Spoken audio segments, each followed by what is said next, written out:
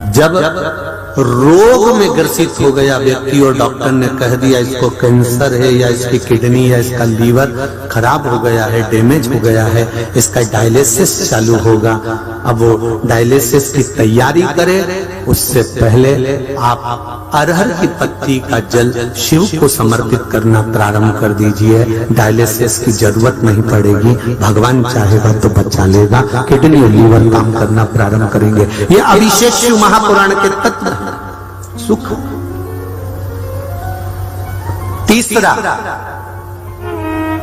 जिस देवालय में दर्शन करने जा रहे हो, महाकाल गए हो, पल्ली बैजनाथ आए हो, काशी जी गए हो, या आप जहां पर भी भीमा शंकर, कृष्णेश्वर आदि जितने तीर्थादिक मंदिरों में शिवालय हैं, उन शिवालय में अगर दर्शन करने गए हो तो वहीं उसी शिवालय के पास में जो मंदिर हो, उस शिवालय के पास में जो हापसी, जो हैंडपंप, जो बावड़ी, जो कुआं, जो तालाब हो, वहां का जल लेकर भगवान शंकर को समर्पित कर देने से विद्वत्ता प्रबल हो जाती है। संबंध नहीं हो रहे हो, संबंध नहीं जम रहे हो, तो जहां शंकर का मंदिर हो उसके पास में कोई हापसी, कोई हैंडपंप, कोई कुआं, कोई बावड़ी, कोई तालाब हो, तो एक लोटा जल लेकर आधा शिव को चढ़ाकर आधा जल बेलपत्री के वृक्ष के नीचे से चढ़ा देने पर जिस संबंध के लिए चढ़ा रहे हो कि यहां संबंध होना चाहिए, वो संबंध जुड़ता है, वो संबंध होता है।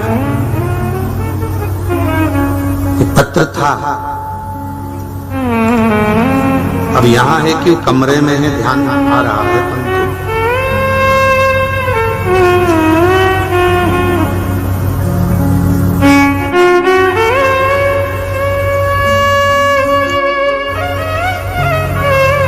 शंभु शरणे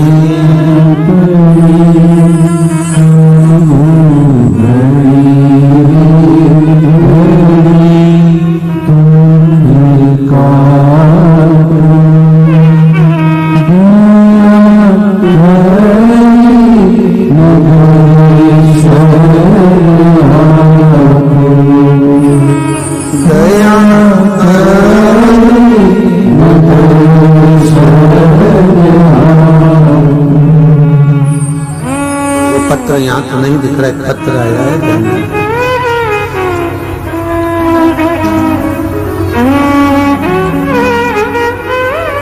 श्री शिवाय नमस्ते। बैठिए, अभी बैठिए, मैं पहुंचा चल। एक पत्र आया है, ध्यान दीजिएगा जरा। फोटो भी भेजे हैं। नागपुर से श्वेता लोहिया, कहीं बैठी हो तो हाथ हिलाइएगा। नागपुर से श्वेता लोहिया, दोनों हाथ हिलाएं एक बार। आप ही बेटा, श्री शिवाय नमस्तुभ्यं।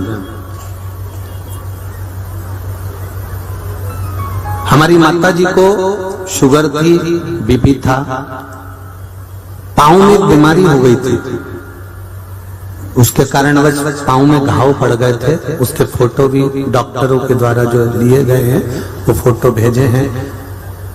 आप लोग आस्था चैनल पर और जितनी भी एलसीडी लगी हुई है उस पर आप उस फोटो उनको देख रहे होंगे कि पांव में खड्डे पड़ गए थे, इतने इतने इंच के खड्डे पांव के अंदर पड़ गए थे।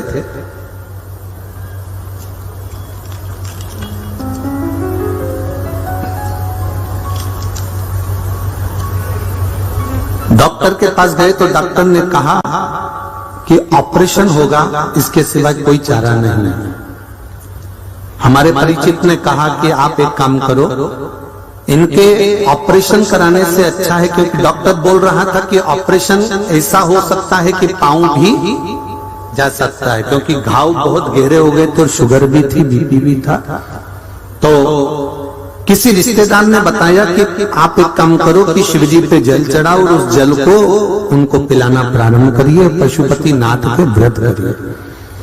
पशुपति नाथ आप व्रत तो करो, इसका रिजल्ट देखने को मिलेगा। तब हमने 5 सोमवार के व्रत किए और 5वें सोमवार को डॉक्टर के पास में हम अपॉइंटमेंट लिए, उनको दिखाने के लिए जा ही रहे थे और बाबा की ऐसी कृपा हुई गुरुजी कि 5 सोमवार के अंदर उनके घाव भी भरा गए और वो चलना भी प्रारंभ कर दी। उनके घाव भरने का भी फोटो हम भेज रहे हैं। ये जो घाव भरे हैं उसके फोटो भी साइड में लगाए गए, जो घाव भर गए उसके भी फोटो लगाए। केवल 1 लोटा जल, व्रत भगवान शिव का स्मरण, भगवान शंकर का अनुमोदन, भगवान शिव का स्मरण। आप उनकी भक्ति को धारण कर रहे हैं, आप शिव को 1 लोटा जल समर्पित कर रहे हैं, आप एक बेलपत्र समर्पित कर रहे हैं, उसका फल मिलेगा।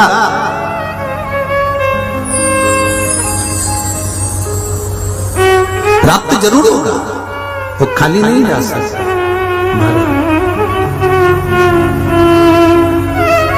मैंने तेरे ही भरोसे ओ बाबा, तेरे ही भरोसे हवा विच उड़ती जावांगी, बाबा डोर को छड़ी नाम कटी जावांगी, भोले मेरे शंभो हवा बिच उड़ती जावांगी, बाबा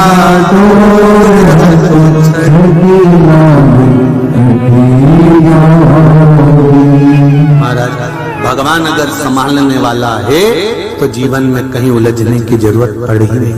वो कहते हो ना, तू जाना मात रे गोड़, अगर वो संभालेगा तो आप लोग कहते हो तूच सारखा तूच देवा, तुला कुणाचा नाही हेवा, वेलोवेली संकटातून तारसी मानवा, केशवा माधवा तुझा नामात गोड़वा। वो संभालने वाला है तो फिर क्या सोचना, फिर क्या उसके ऊपर छोड़ दो, फिर वो जान लेगा। हे भोला शंकरा, हे भोला शंकरा, आवड़ तुला बेलाची, आवड़ तुला बेलाची, बेनाचा पाणाची, हे भोला शंकरा, हे भोला शंकरा, आवड़ तुला बेलाची, आवड़ तुला बेलाची, बेलाचा पाणाची, हे भोला शंकरा। महाराज जी भजन का आनंद लेते हुए दोनों हाथों से प्रेम के साथ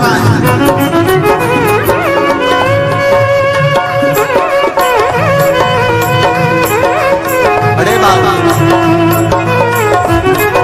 देखो हमको इतनी मराठी आती नहीं है, जितनी आती है कहीं बीच में टूट जाए तो आप जोड़ देना, ठीक है। हे भोला शंकरा, हे भोला शंकरा, आवड़ तुला बेलाची, आवड़ तुला बेलाची, बेलाचा पाणाची,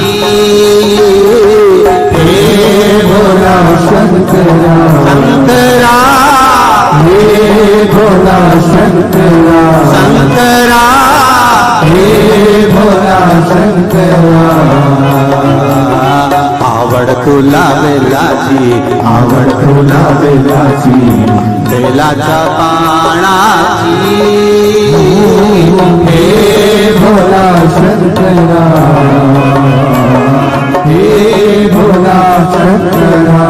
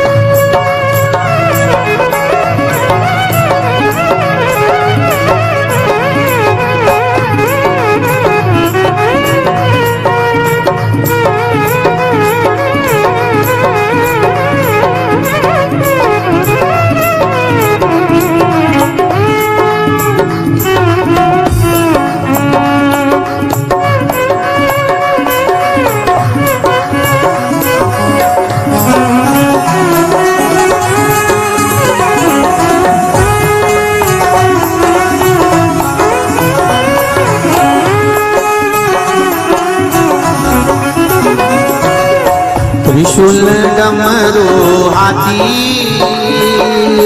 संग नाचे पार्वती, त्रिशूल डमरू हाती, संग नाचे पार्वती, त्रिशूल डमरू हाती, संग नाचे पार्वती, त्रिशूल डमरू हाती,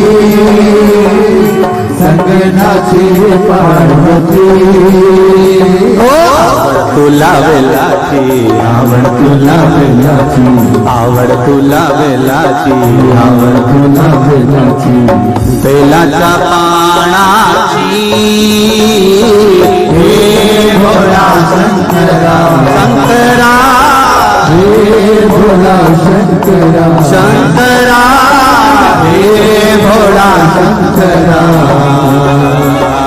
आवडतुला वेलाची, आवडतुला वेलाची, बेलाच्या पानाची, हे भोला शंकरा, हे भोला शंकरा,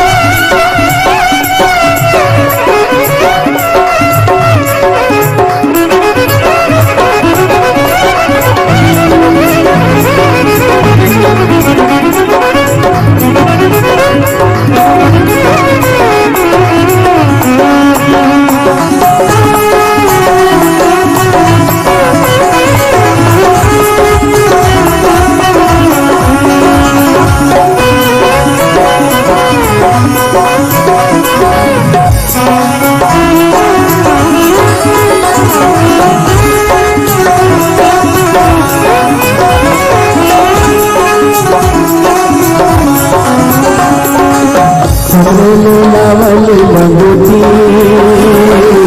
घोडची ना गो घोडची कमरेने लावली मंगुती घोडची ना गो घोडची कमरेने लावली मंगुती घोडची ना गो घोडची कमरेने लावली मंगुती रचना भगवती भाव तुला बेलाची भाव तुला बेलाची भाव तुला बेलाची भाव तुला बेलाची दिलाच्या कानाची हे भोला शंकरा हे भोला शंकरा तुला बेलाची आवड तुला बेलाची देवाच्या नावाची हे भोला शंकरा हे भोला शंकरा आवड तुला बेलाची आवड तुला बेलाची बेलाच्या पानाची हे भोला शंकरा हे भोला शंकरा शंकरा हे भोला शंकरा हे भोला शंकरा हे भोला शंकरा हे भोला शंकरा हर हर भगवान शिव से निवेदन करते हुए हृदय चित्त से भगवान की भक्ति को धारण करें। महाराज दिल से कहो उसको वो सुनता बड़ा दिल से। श्री शिवा नमस्तु श्री शिवा नमस्तु श्री शिवा नमस्तु श्री शिवा नमस्तु श्री शिवा नमस्तु भोला सब दुख ओ भोला सब दुख शिव शंकर जपूं तेरी माला भोले बाबा जपूं तेरी माला भोला सब दुख काटो ओ भोला सब दुख काटो। भगवान शिव से निवेदन करें, विनती करें, हे शिव, हे करुणा सागर, हे दयालु, हे दातार, हे कृपा के सागर, आप करुणा करेंगे। अतिथि आया, धर्मराज प्रकट हुए, बहू को आशीर्वाद दिया, चले गए। परिवार भी धर्मराज के कहने पर एक श्रेष्ठ जगह पर चले गया। आज भवन खाली हो गया। उस भवन के अंदर एक नेवला रहता था। कौन रहता था? नेवला। ब्राह्मण के घर में एक नेवला छुपकर रहता था। आज वो नेवला अपने शरीर को भूमि पर घिस रहा था।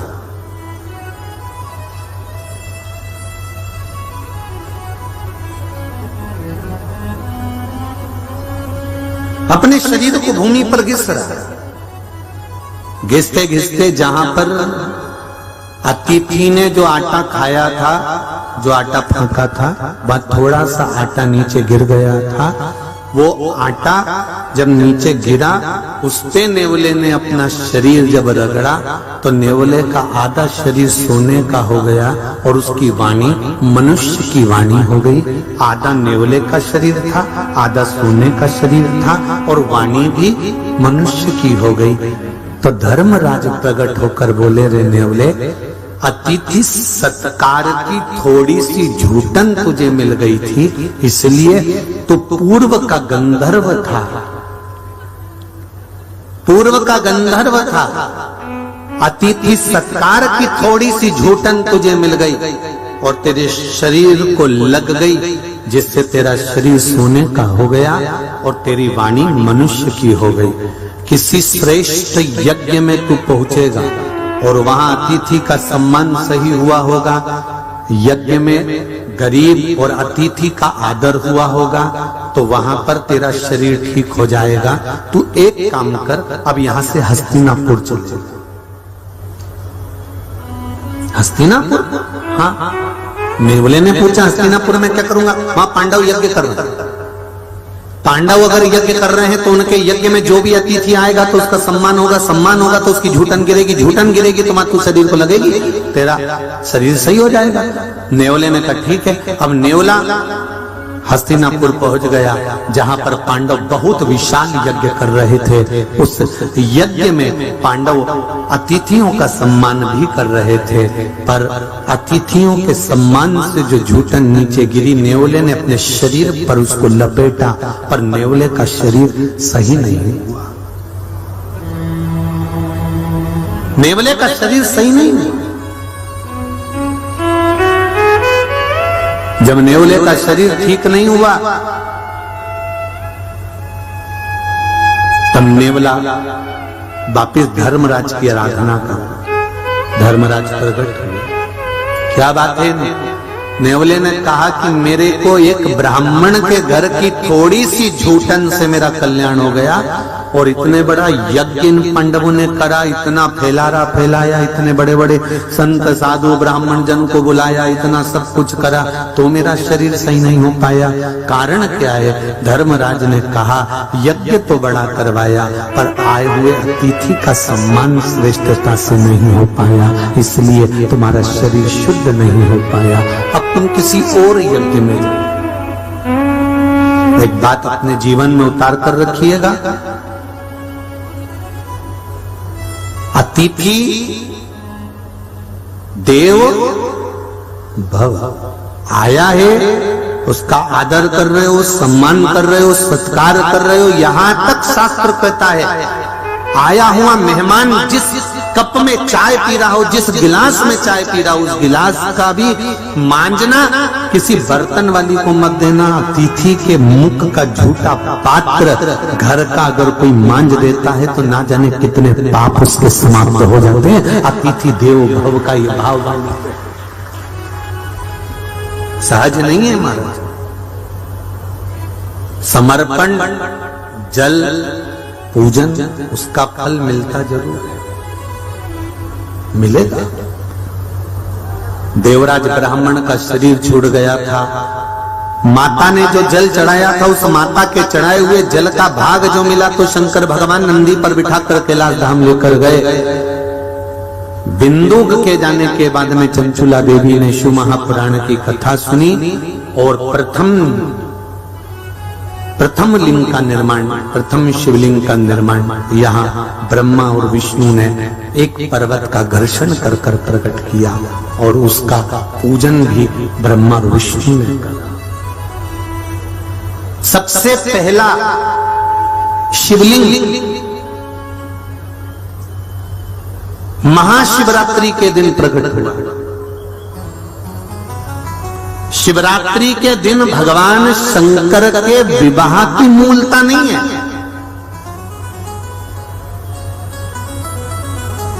शिवरात्रि के दिन तो भगवान शंकर के सुंदर आनंदमय प्रागट्य की मूलता है।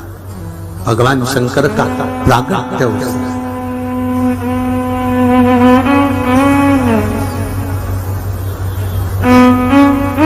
भगवान शिव जी का विवाह तो वैशाख महीने की शुक्ल पक्ष की पंचमी दिन गुरुवार को हुआ था।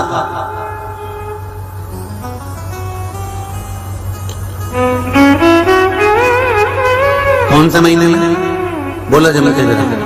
वैशाख का महीना, शुक्ल पक्ष की पंचमी तिथि, दिन गुरुवार के दिन भगवान शंकर का मंगल विवाह हुआ था। शिवरात्रि के दिन तो मेरे बाबा का शिवलिंग इस पृथ्वी पर प्रकट हुआ था। मेरे बाबा के जन्म दिवस का दिन है शिवरात्रि का दिन। मेरा बाबा प्रगटा था।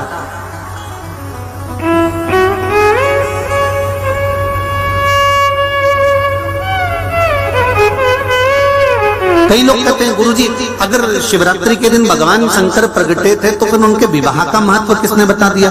तो भगवान शंकर के विवाह का महत्व देखो, कल कथा में कहा था कि एक बार हनुमान जी नहीं हुए, ऐसे कई कल्प हुए।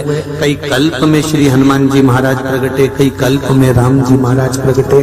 शंकर भगवान का विवाह केवल एक पार्वती के साथ नहीं हुआ। शंकर भगवान के गले में जितनी मुंड की माला पड़ी हुई है, 52 मुंडे 51 मुंडे शिव जी के गले में हैं, और वो मुंडे स्वयं माता पार्वती जी ने पूछा था कि ये गले में आपके मुंडों की माला किसकी है? शंकर भगवान ने कहा पार्वती तेरे जितने बार प्राण छूटते हैं, तो जितनी बार जन्म लेती है, जितनी बार तेरे प्राण छूट जाते हैं, उतने मुंड मैंने गले में धारण कर कर रखे हैं। उतने मुंड शिव जी के गले में 2 तरह के मुंडों की माला है। किस किस ने दर्शन करी है?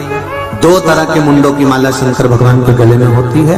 एक कंकाल, जैसे हड्डी का जो ढांचा होता है ना, उसका मुंड कंकाल, केवल कपाल कपाल और कंकाल कंकाल रहता है। और शिव जी के गले में एक मुंड ऐसा होता है जिसमें मुंड में माला में मूंछ बनी होती है, मुंह बना होता है पूरा और उसमें मूंछ बनी होती है। कभी आप लोग महाकाल बाबा का दर्शन करेंगे तो वहां चांदी के मुंडों की माला गले में कभी कभी पहनाते तो उसमें मूंछ बनी होती है। कभी कभी कंकाल, केवल हड्डी का ढांचा है मुख का और उसकी माला बनी हुई है। तो जो मूंछ वाला मुंड की माला का जो दर्शन करते हो वो राहु के मुंड है। राहु भगवान की जटा में जाकर छुपा था तो उनके मुंड है। और कंकाल के मुंडों का दर्शन करते हो तो वो कंकाल के जो मुंड हैं, वो कंकाल के मुंड माता पार्वती के मुख है।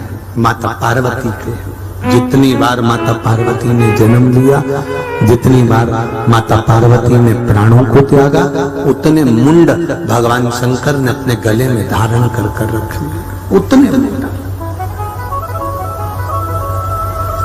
एक जन्म नहीं है महाराज, ना जाने कितने कितने जन्म हुए हैं, कितने जन्म, ना जाने कितने जन्मों का। तो महाराज शिवरात्रि के दिन भगवान शंकर के प्रागट्य का दिन है, जन्म दिवस, प्रागट्य दिवस। एक पर्वत को घुमाया, उस पर्वत को घुमाने से एक लिंग उत्पन्न हुआ, उस लिंग से अग्नि का खम्भ प्रकट हो गया। अग्नि के खम्भ को प्रकट देखा तो ब्रह्मा जी ने पूछा ये कौन है? तब भगवान विष्णु ने कह दिया ये मेरे पिता हैं, ये मेरे पिता।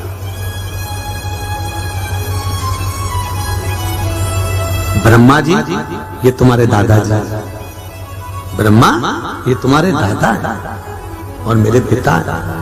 ब्रह्मा जी के मन में विश्वास नहीं हुआ।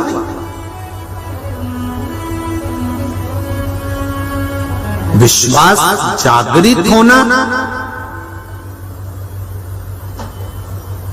विश्वास की जागरूकता प्रकट करना कठिन है, बहुत कठिन। अरे महाराज 5 कटोरा भर के खीर पी गए, 5 कटोरी 5 बाटकी 5 कटोरा खीर पी गए। और खीर पीने के बाद में तुमने 1 कटोरा कड़ी पी ली तो खीर का स्वाद आएगा? अरे बोलो तो जम के। और याद रखना खीर का स्वाद भी नहीं आएगा, और जो तुमने कड़ी पी है ना खीर के बाद में, तो जो डकार भी आएगी ना तो वो खीर की नहीं आएगी, काई की आएगी? अरे बोलो तो जम के। कड़ी जो पीना तुमने, जो कड़ी बना कर पी गए, डकार भी उसी की है। खीर का स्वाद मुख में नहीं आने वाला। हाँ, अगर केवल खीर पीकर पानी पी लेते या खीर पीने के बाद कड़ी नहीं पीते तो थोड़ा सा स्वाद बना रहता खीर का, पर खीर के बाद जो तुमने कड़ी पी ली है तो वो स्वाद पूरा समाप्त हो गया और वो कड़ी तुम्हारे मुख में रह गई, उसका स्वाद मुख में रह गया। शिव महापुराण की कथा भी यही कहती है कि आप 3 घंटा 2 घंटा 7 दिन कथा को श्रवण करते हो, खीर पी लेते हो, खूब खीर पी, भर भर कर पी, 3 घंटे तक लगातार शिव महापुराण की कथा को तुमने पिया है, भर भर कर खीर पी है, पर खीर पीने के बाद में जब तुम निकल कर वापिस बाहर जाते हो और निंदा में डूब जाते हो तो समझ लो 1 कटोरी कड़ी पी गए। अब तुम्हारा जो खीर पिया हुआ था वो किसी काम का नहीं। अब जो डकार भी आएगी ना, बोलो जरा जम के, कड़ी की आएगी, निंदा की आएगी। तो क्या करना है फिर? यहां से जाने के बाद कड़ी पीना है? अरे बोलो तो जम के, अच्छे से बोलो जरा, पीछे वाले दोनों हाथ उठाकर, पीना है? नीना? हाँ बिल्कुल सही बात है। तो यहाँ जाते समय क्या करना है? तो बिल्कुल कह देना, कहीं का निंदा भी करे ना कि ऐसा हो गया वैसा हो गया, यूं हुआ वो हुआ, तो अपने को नहीं बोलना बिल्कुल। कोई कहे कि हमको तो बेलपत्री नहीं मिली, ने सब बड़ा बड़ा लोगों को बेलपत्री दे दी, अपने नहीं सुनना, कहना दादा मैंने अभी खीर पी है और तू मुझे कड़ी मत पिला, और एक कोनी मारो और वहां से आगे चल दो, अपने को कड़ी नहीं पीना। बस इतना ध्यान रखना कि हम खीर पी के आ रहे हैं और तुम कड़ी पिलाने में लगे, और कड़ी अगर पी खीर के ऊपर तो ये निश्चित है कि डकार भी आएगी तो खीर की नहीं आएगी, काय की आएगी? बोलो जम के बोलो जरा। अच्छा तुम मत बोलो, वो 4-5 नंबर का पंडाल वाला बोलो रे, वो उधर वाला, काय की आएगी? कड़ी। हाँ दिख गए, सब दिख गए हो, आनंद कड़ी की।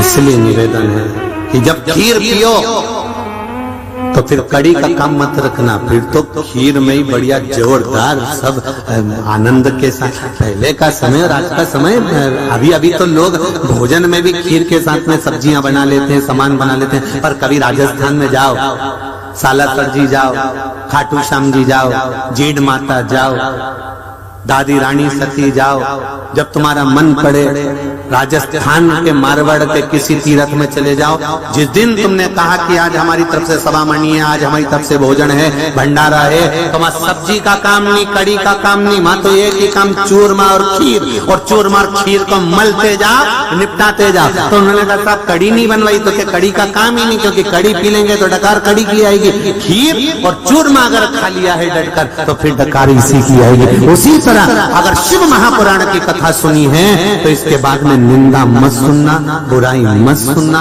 कहीं काम, कहीं लोभ, कहीं आसक्ति, कहीं वासना, कहीं तृष्णा, ये कड़ी बेकार मत पी लेना, नहीं तो डकार इसी की आती रहेगी। कथा तो तुमने जो पी वो यहीं रह जाएगी, और घर जाते जाते भी तुम घर के लोग पूछेंगे कहाँ गई थी, तो क्या कथा सुनने गई थी, क्या लेके आई? कहीं नहीं, उन्होंने तो अपना अपना वाले के आगे बिठाई थी।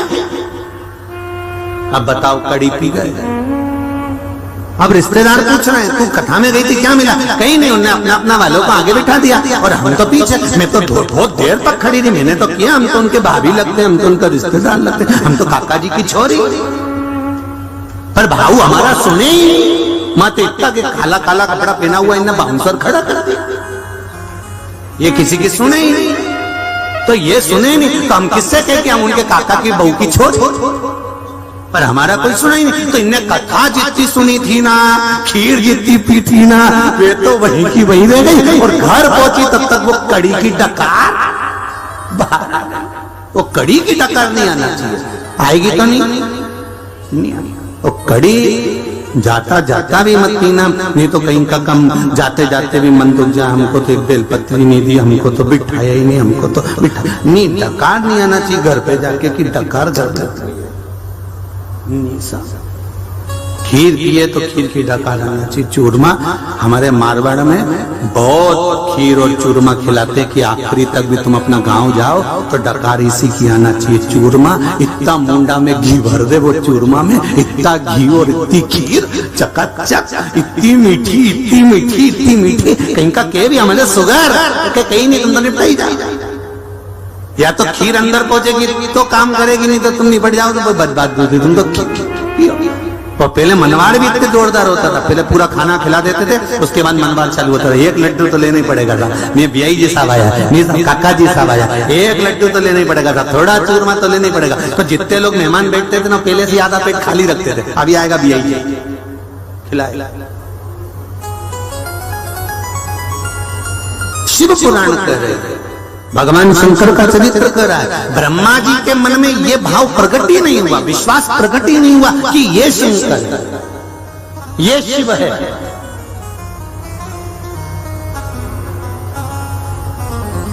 पूरी जिंदगी निकल जाती है मनुष्य की, वो पहचान नहीं पाता कि यही भगवान है, यही है।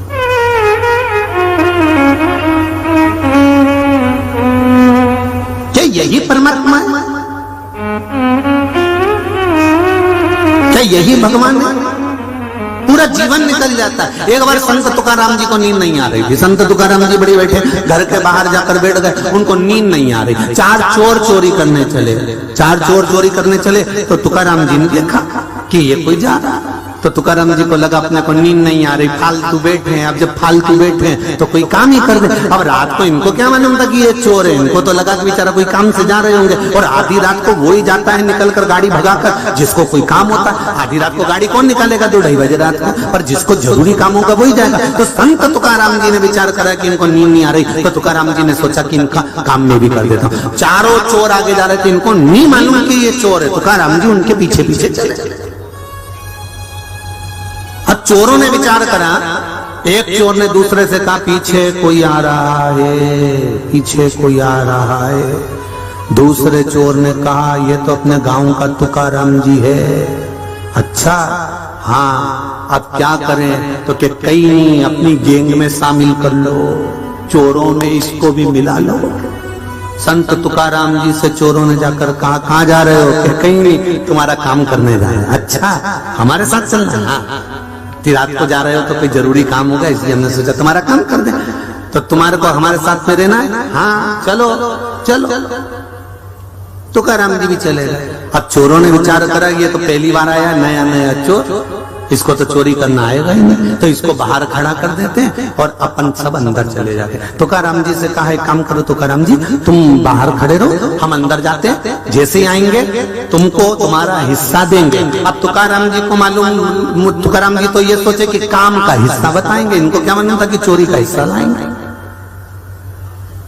हम तुम्हारा काम हम तुमको तुम्हारा हिस्सा दे देंगे। तुकाराम जी कहे ठीक है खड़ा हूं, जाओ। चारों चोर अंदर चले गए। अब चोरों ने जाकर सामान समेटना चालू कर दिया, चोरी करना प्रारंभ कर दी। चोरी करना प्रारंभ करी तो इनको आधा घंटा हो गया। तुकाराम जी तो खड़े। तुकाराम जी ने सोचा अभी तक नहीं आए, भाऊ लोग तो कब का गए, एक भी भाऊ का पता ठिकाना नहीं। अब किससे पूछे तुकाराम जी? तुकाराम जी ने मन में सोचा रे बाबा बेचारा कब का गया है। सेठ जी के घर में घुसा, सेठ जी के ना जाने कौन सा काम, मेरे को तो काम भी नहीं बताया, 1 घंटा हो गया आए नहीं। तुकाराम जी ने सोचा अब नहीं आ रहे तो मैं ही अंदर जाता हूँ। तुकाराम जी अंदर गए। जैसे ही अंदर गए तो सामने सेठ जी के फोटो लगा था भगवान का, हरि विठल का। जैसे विठल का फोटो देखा तुकाराम जी ने जेब में से करताल निकाली और बजाना प्रारंभ कर दिया, विठल विठल विठल। चोरों ने विचार करा ये तो पकड़ाएगा, चोरों ने विचार करा ये पकड़ाएगा। चोर तुरंत छुपे, 2 ऊपर 2 पलंग के नीचे छुप गए। जैसे ही छुपे इतने में सेठ जी के नेत्र खुल गए। नेत्र खुलते से सेठ जी बाहर आए। आते से जो संत तुकाराम जी को देखा, संत तुकाराम जी को देखकर सेठ जी ने चरण पकड़ लिया। आज मेरे गुरुदेव इतनी रात को पहली बार यहाँ आए हैं, वाह गुरुदेव, मैं अभी तुम्हारे लिए पानी लेकर आता हूँ। सेठ जी दौड़कर अंदर पानी लेने के लिए गए। सेठ जी दौड़कर पानी लेने गए तो वापिस आ गए, पानी लेकर नहीं आए। पहले आते से पूछा गुरुदेव, हमेशा जब भी जाते थे मेरे गुरु दो चार लोगों को साथ लेकर जाते थे। आज तो मेरा गुरुदेव अकेला आया। इतने में संत तुकाराम जी बोले काय को अकेला आया, दो पलंग के नीचे दो ऊपर है। तुमने कहा अकेला? चोरों ने मन में सोचा ये तो जूते पड़वाएंगे। चोर बाहर निकल के खड़े हो गए तुकाराम जी के पास। सेठ जी अंदर गए, पानी भरकर 5 गिलास लाए, पांचों को पानी पिलाया। सेठ जी अंदर गए, 5 श्रीफल लेकर आए, पांचों को दिया। सेठ जी अंदर गए, 5 मुद्रा लेकर पांचों को दी। गले में माला पहनाकर संत तुकाराम जी से कहा गुरुदेव बड़ी कृपा करी जो आप आज रात को पधारे, ऐसी कृपा करते रहना। संत तुकाराम जी बोले मैंने कृपा नहीं करी, ये चारों ने कृपा करी। सेठ जी ने चारों के चरण पकड़ लिए, चोरों के, और चोरों के चरण पकड़कर बोले रे भैया गजब कर दिया, मेरा संत तुकाराम आज तक नहीं आया था किसी के घर, पर तुम्हारे साथ आज यहाँ पहुंच गया। ऐसी कृपा और करना, अगली बार जल्दी लेकर आना, ऐसी करुणा करना। चारों चोर माला पहन के नरियल लेके बाहर निकले। निकलते से उन्होंने तुरंत संत तुकाराम जी के चरण पकड़कर कहा गुरुदेव जितनी बार चोरी करके पकड़ाते थे तो जूता खा के आते थे, आज पहली बार लड्डू खाकर आए हैं। संत तुकाराम ने कहा संतों के पीछे चलोगे तो लड्डू मिलेगा, और कहीं आड़ा टेढ़ा के पीछे चले गए तो जूता ही मिलेगा। संतों के साथ रहिए, सत्संग में रहिए, भजन में रहिए, कीर्तन में रहिए, मंत्र जाप में, स्मरण में रहिए। जितना आप परमात्मा की भक्ति में डूबोगे उतना आपको सुख प्राप्त होगा ही होगा, ये निश्चित है, निश्चित।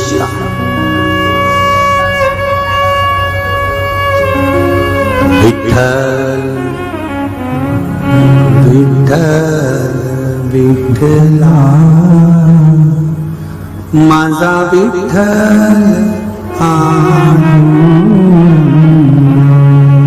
महाराज हृदय से, चित्त से, मन से आप उसका स्मरण तो करो। नहीं माने ब्रह्मदेव की ये शिवलिंग में, वो नहीं मानते कि ये शंकर का स्वरूप है। उन्होंने तो कह दिया ये इसमें भगवान तुम्हारे पिता नहीं मानते। ढूंढने गए, भगवान विष्णु को भेज दिया। ब्रह्मा जी ने चरण ढूंढने के लिए पाताल में, भगवान ब्रह्मा चले गए आकाश में भगवान शंकर का सिर ढूंढने के लिए, मस्तक ढूंढने के लिए। भगवान विष्णु ने कहा ब्रह्मा मानो, ब्रह्मदेव मानो मेरी बात, यही शिव है। ब्रह्मा कहते हैं मैं इनको शिव नहीं मान सकता। संसार के लोगों ने इतनी भ्रांति उत्पन्न करके रखी है शंकर भगवान के पूजन में, इतनी भ्रांति उत्पन्न कर दी है, इतनी भ्रांति उत्पन्न कर दी है कि कई लोग कहते हैं ये शिवलिंग नहीं है, कोई कहता है ये शंकर का स्वरूप नहीं है, कोई कहता है क्या ऐसा शिवलिंग होता है। पर दिल से अगर उसको रिझा रहे हो तो कंकर में शंकर है, ये निश्चित है, वो प्रकट हो जाता है जब चाहता। एक पत्र आया है,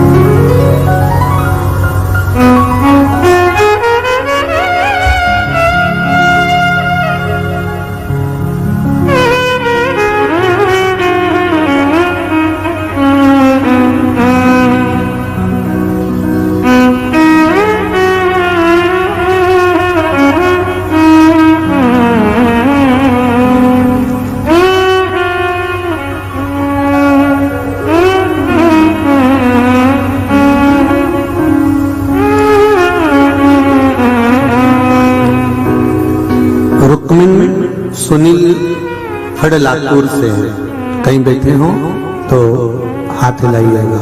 आप ही हैं? दोनों हाथ हिला दो। हर हर महादेव। रुक्मिणी सुनील जी फड़ लातूर से, मैं कथा लॉकडाउन से सुन रही हूँ गुरुदेव। मेरी सहेली मीरा फिर हम कुबेरेश्वर धाम में 2 बार आए थे। मैं जब पहली बार कुबेरेश्वर धाम आई तो मेरी बेटी को लेकर आई थी। उसके पेट में 2 ऑपरेशन हो चुके थे, लेकिन उसके बाद भी उसके पेट का दर्द बंद नहीं था, तकलीफ जारी थी। डॉक्टर ने भी कुछ बीमारी बड़ी बता दी थी, तकलीफें बढ़ती गई, परंतु इलाज चलता रहा पर आराम नहीं लगता है। मैंने बाबा जी से विनती करी और कंकर शंकर को नमन कर कर एक रुद्राक्ष लेकर आ गई और उस रुद्राक्ष का जल शिव को चढ़ाकर उसको पिलाना चालू करा। गुरुदेव, जो डॉक्टर कह रहे थे कि बीमारी कोई बड़ी है, उन डॉक्टरों की दवाई बंद हो गई और 3 महीने के अंदर मेरी बेटी का पेट दर्द बंद होकर अब उसका इलाज बंद हो चुका है, अब एकदम ठीक हो चुकी है। गुरुदेव, बाबा की कृपा ऐसी है कि मैंने शिव महापुराण की कथा मात्र टीवी के सम्मुख में बैठकर सुनी और निवेदन करा था कि मेरी बेटी का जॉब लग जाए, और बाबा की कृपा से उसका जॉब भी लग गया। ये मेरे शिव की कृपा है, ये शंकर की उदारता, ये शंकर की करुणा है। तेरी कृपा बिना न हिले लेती है श्वास, तेरी कृपा से उसकी कृपा होती है तब जाकर कोई कार्य होता है। हम उसका अनुमोदन कर रहे हैं। उसका फिर कहूंगा, जितने भी लोग शिव महापुराण की कथा सुन रहे हैं, चाहे परली बैजनाथ की पावन धरा पर बैठकर सुने, चाहे अपने घर पर आस्था चैनल पर सुने, चाहे फेसबुक यूट्यूब पर श्रवण करें, दिल से अगर सुन रहे हो और बाबा से दिल से निवेदन कर रहे हो तो ये निश्चित है वो 3 महीने में बाबा आपको दिल से अपने धाम बुलाता जरूर है, कृपा करता जरूर है। उसकी करुणा ही अब बोलो तो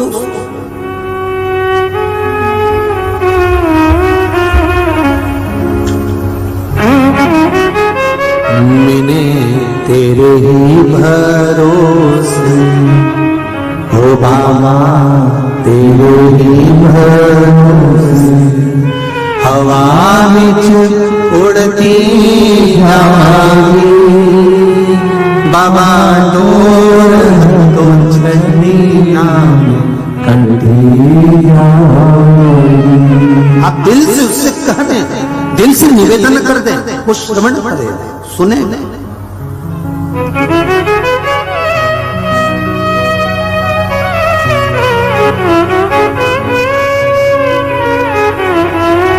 महाराज, ब्रह्मा जी ने जब कहा तो भगवान विष्णु को श्रेष्ठता नहीं लगी कि तुम भगवान में भी भेद कर रहे हो।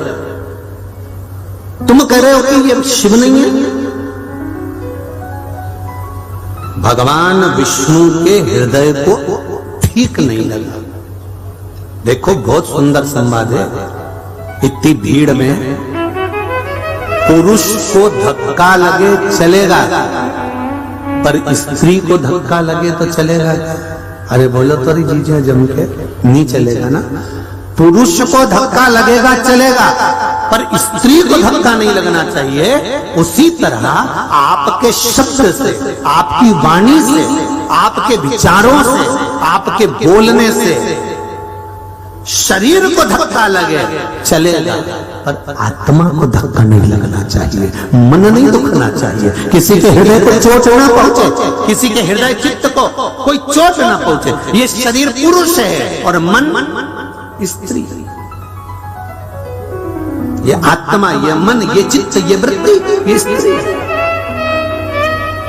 शरीर को चोट पहुंचेगी ना, चल जाएगा। शरीर को कोई कुछ कहे चल जाएगा, पर मन को चोट नहीं पहुंचना चाहिए। आपकी वाणी से, आपके शब्द से, आपके कहने से, आपके विचारों से, आपकी सोच से, आपके बोलने से ऐसा शब्द ना निकल जाए कि किसी के हृदय को चोट पहुंच जाए, किसी के हृदय को बात लग जाए। शरीर को लगेगी ना, चल जाएगी। यहां से सुना, यहां से निकाल दिया, पर अंदर नहीं पहुंची। अंदर पहुंची तो वो दिक्कत है। भगवान विष्णु के अंदर पहुंच गई ब्रह्मा जी की बात। ब्रह्मा जी ने कह दिया कि ये शिव नहीं है, तब आकाशवाणी हुई, शंकर भगवान ने कहा ब्रह्मदेव मैं भगवान विष्णु को प्रकट करने वाला, मैं ब्रह्मा को प्रकट करने वाला, मैं सृष्टि का निर्माण करने वाला, सृष्टि का वर्णन करने वाला और सृष्टि का संहार करने वाला कोई दूसरा नहीं, केवल एक देव अधिदेव महादेव है। शंकर जी के शब्द सुने तो भी ब्रह्मा को भाव प्रकट नहीं हुआ।